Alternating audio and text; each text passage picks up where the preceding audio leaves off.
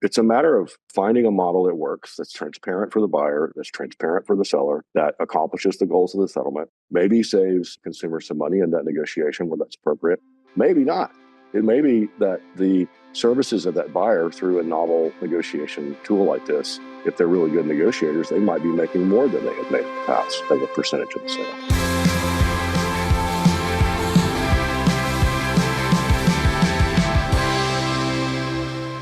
Hey guys, welcome back to the Doorify Real Estate Podcast with Matt Fowler. And we are here today to unpack last week at PropTech South and get the takeaways. Man, there were so many. But Matt, thanks for taking the time. I know you're traveling this week, but I want to get your best takeaways from last week at PropTech South.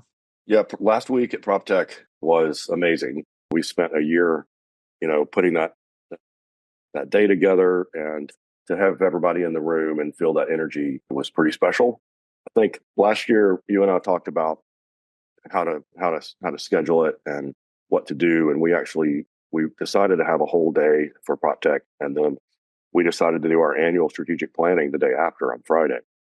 And last year I thought this was such a good idea that we're going to have all the energy from Thursday, and it just kind of roll into Friday with the kind of subject matter experts we have in town, that we'd be able to maybe use some of those guys to help us through thinking about the next couple of years at the company. And Wednesday, I was thinking that was the worst idea ever because, my staff was tired. They had the day come in Thursday, and then we had this huge day on Friday. It's so important. And then Thursday night and really into Friday, I realized that this was a great idea. And we were able to bring in a couple of experts, a former NAR strategic planning guy who was in town, into our meetings on Friday. And the 2 days worked really, really well together. And now today, we're out at the Council of Multiple Listing Service meeting in Seattle, meeting with industry leaders and talking about the future of buyer agency, the future of organized real estate. And I've got 14 board members out here at this event.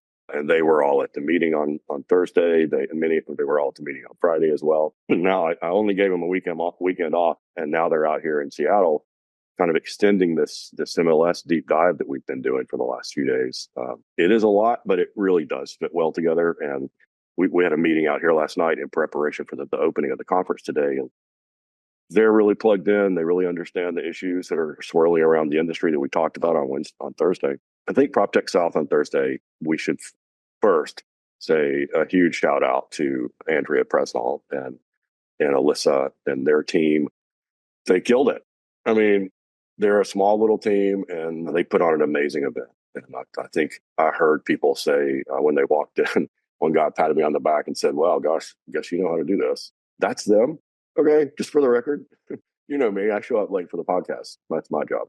They never dropped the ball. They got everything done. They bobbed and weaved when stuff was going on. We had to replace a speaker, and, health stuff happens, and it's amazing. So you asked me what my takeaways were from that day. And first, it's that my team is a crack team. And I think I've got the best staff in the MLS. Well, I've been telling my subscribers, I've been telling our board, that we fully intend to be the best MLS in the country, and we fully intend to prove it next year. And that starts with the people, for sure. Anybody who runs a business knows it starts with people. That's really the biggest takeaway. I'm just super proud of them. That's cool. Yeah, absolutely. It's a world-class event. I know a thing or two about events, and I'll say that I think PropTech South, even at 2 years old, is among the finest events in the country, which makes sense for one of the best MLSs in the country. That's what we're trying to do here. Like, it used to be the old tech fair. I heard people outside Thursday saying, well, this doesn't feel like that thing where you get your new headshot or find the yard sign vendor guy or the drone guy. We stopped doing that. Not that that's not useful, I guess, but we wanted to do something really different, something that was more about coaching, more about empowering real estate people, to kind of get out of their box maybe and think about the business in a more holistic way and a higher altitude. I think anybody working in a business like real estate, it's easy to kind of get in a rut and do things the way you've done them always. What we're trying to do is maybe bring somebody like, so many speakers were good, the coaches in the morning who talked about, leaning into adversity. Adversity is going to happen to us. And that's a fact. It's just, you hear people say it's a matter of what you do with it. And what do you do with that diversity? Do you use it to power out of the valley, or do you linger there? And I think in this moment, when last year was one of the lowest sales volumes since 1995 in the statistics that I've seen, that hurts. Our community feels that. So, having people here, I think that was a timely message. And then we got to hear from Phil, the AI expert, who I think had more screenshots, more people taking pictures of his deck than I've probably ever seen, other than Taylor Swift, maybe people taking pictures of him with their iPhone. Yeah, that was tremendous. I didn't know Phil. I met Phil that morning. He gave 10 ChatGPT prompts that are extensive prompt to produce really valuable results in ChatGPT. He gave those away. And then, of course, Phil's a sales guy, gave a link where you can join his program and buy a bunch more of these links. But I think people were pretty astounded at the way that works and the way he was using ChatGPT. I use it every day and I learned something. So that was pretty amazing. Yeah. Well, I'll stay on that for a second, but I know that you have spent a ton of time in the AI space. In fact, you were AI before it was cool. And, we learned that it just is always about better and better and better prompts. We actually did a great podcast with Phil before the conference. And so guys, if you're listening to this and you haven't heard that podcast, go back and catch that. We'll link to it in the show notes too, because he gave away some stuff in that podcast that blew my mind. I'm an everyday AI user. And so it's just going to keep moving at record pace. So, but you used the word altitude a few minutes ago. And I think that that's a really good way to look at it. I think what we experienced on Thursday was a whole lot of people thinking at a high level about what's coming next and refusing to be caught in the trench of, all the bad stuff that's going on and whatever. It's just, we're talking about AI, we're talking about overcoming obstacles, we're talking about the realities of what we got to do going forward, post settlement, all that stuff. And, nothing about, wallowing in the mess. I think it's easy to get stuck, right? So it's easy to just get wrapped around the negativity. I talk a lot about people who just watch the news all the time, television news, get stuck in a drama-based worldview. The news's job is to get you to tune in tomorrow, not to educate you. So you live on this series of cliffhangers that don't really exist in the real world. They create those. And I think that happens in the real estate news cycle as well. People say, I heard somebody say yesterday, there's going to be half as many realtors next year. Just silly, right? People have said there were going to be half as many MLSs next year. And what they mean to say is consolidation is picking up. That's true. But half as many, that's ridiculous. It doesn't move that fast. I think there'll be a lot of new realtors who come in this space. But let me put this on this podcast, Matt. One of my takeaways that I learned yesterday, Thursday, was from our brand cousin, Doorify. Doorify is a fractional startup. It was one of our sponsors. My buddy Frank is the CEO. And Frank's got this cool tool that lets people who are on the edge of affording a house to afford a house. It's fractional ownership. They form a one-off LLC like you would with friends to buy an investment property. And it's you as the buyer and Ownify is the company. So it's this LLC. And Ownify is the kind of co-buyer, right? So they hire a buyer's agent with you and they pay the buyer's agent like you would. And they offer the buyer's agents 2%. That's what they pay buyer's agents in their contract. Plus 10% of any negotiated discount that the buyer's agent is able to get the seller to come off the sell price. So let's say it's 2% of the deal, and they talk them down 20 grand.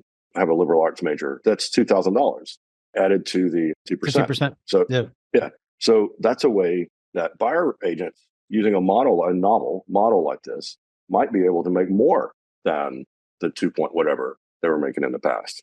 So it's a matter of finding a model that works, that's transparent for the buyer, that's transparent for the seller, that accomplishes the goals of the settlement, maybe saves consumers some money in that negotiation when that's appropriate, maybe not. It may be that the services of that buyer through a novel negotiation tool like this, if they're really good negotiators, they might be making more than they had made in the past as a percentage of the sale. So that's a big takeaway. It's not all paths forward are not dark, right? All paths forward, some of those paths have competent professionals actually making more money. Yeah, that piece that you just talked about is new to the Ownify model. And I thought it was one of the most unique things I'd ever heard. And I think that that's just an example of, there's always innovation. There's always another way. There's always a more creative way that isn't dancing around rules. It's working within the rules. Absolutely. And recognizing what they want the rules to do. The reason they made this change is because they want variability in the payment of buyer agent services, and they want negotiations in the payment of buyer services. And they're going to get it. And I think that we have to just accept that and understand that that's not a bad thing for us. They're just more negotiated. No one said they're lower. Maybe they are, but that's yet to be seen. So that's a big takeaway. And just to, get to the end of this today, Matt, we haven't talked about the afternoon at all. And the afternoon was, Selma Hepp from CoreLogic, and Selma is somehow able to put like a month's worth of real estate data in about 10 slides. Wow, that was a lot. And to be able to be in the room with the chief economist at CoreLogic, a national figure who my subscribers will see in the news, that means something, to have them be able to kind of hear these economic projections from one of the top economists for housing in the country. Certainly, that's a big deal. I really appreciate Selma coming. She has the remarkable distinction too of calling the numbers for the last 3 years in a row more accurately than anybody else. It's pretty remarkable, actually. She's nailed it every year for the last 3 years. I learned that from my friend Mike Simonson, who I probably is the other most respected voice for sure in the data in real estate, and he pointed that out to me. And so, yeah, it was a real coup to have Selma there. And we also had, former DOJ attorney that you connected us with that I've now come to have great respect for. What did you learn, from Dylan and from that conversation? Yeah, I saw Dylan last night. He's out here speaking at the Council of Multiple Listing Services again. I met him at this meeting when it was in Las Vegas, I think, a few years ago. And Dylan is a former trial attorney in the antitrust division of the Justice Department, the group that has been filing complaints and against the real estate space. And Dylan's like the guy that's in the engine room with those guys. And the reason that's valuable to me, as you just said, Matt, it's not to learn about the laws so we can get around them. I personally want to know what their actual intent is. Like what behavior specifically is it that they're objecting to? And let's see if we can build something that is, works for the realtors, that won't get shot up by the regulators. And none of us want more of those green postcards in the mail or have this conflict relationship with them. I can tell you my board doesn't want that. And we're not trying to find a way around it. We're trying to figure out what it is they're shooting at so we can stop doing those things and maybe do more of the things that they really want. So Dylan's able to tell me kind of what that is, right? So if we look past the current settlement, if we look past the issues that are swirling around, other matters that are evolving around the NLS rules, Dylan is able to say, look, what they really are trying to get is this. And that lets me look at everything we're thinking about through that lens. And we can sort of, read between the lines of what they're complaining about and understand the full picture of what they'd like to see, which I believe I heard Dylan, through a series of questions on Thursday, validate one of the strategies that we're thinking about going forward, which is an offer management platform that would bring order where there is now chaos in the inbox, sending these documents back and forth. It would bring rules, some guardrails to the filling out of these offers. With an offer management system, we could log every offer, every attempted offer, every failed offer, understand which ones succeed, with the goal of helping buyers into successful offers. But also that log, that record of everything that's happened is, it's kept by a computer in a timestamp order. It's no human error in that. There's also no obfuscation. There's no way to get around that. So one of the goals of having a thing like that is to be able to export that data to a court through a subpoena or a CID. And they could say, hey, what's the result of the settlement? Are commissions becoming variable? Have they gone down? Have they become variable everywhere? Are there places where they're still locked at some artificial level? Without having a tool to do that, I don't know how we prove that the settlement has met its ultimate goals. I would like to know that it met the goals so that the consumers are protected and so that we don't get more legal action.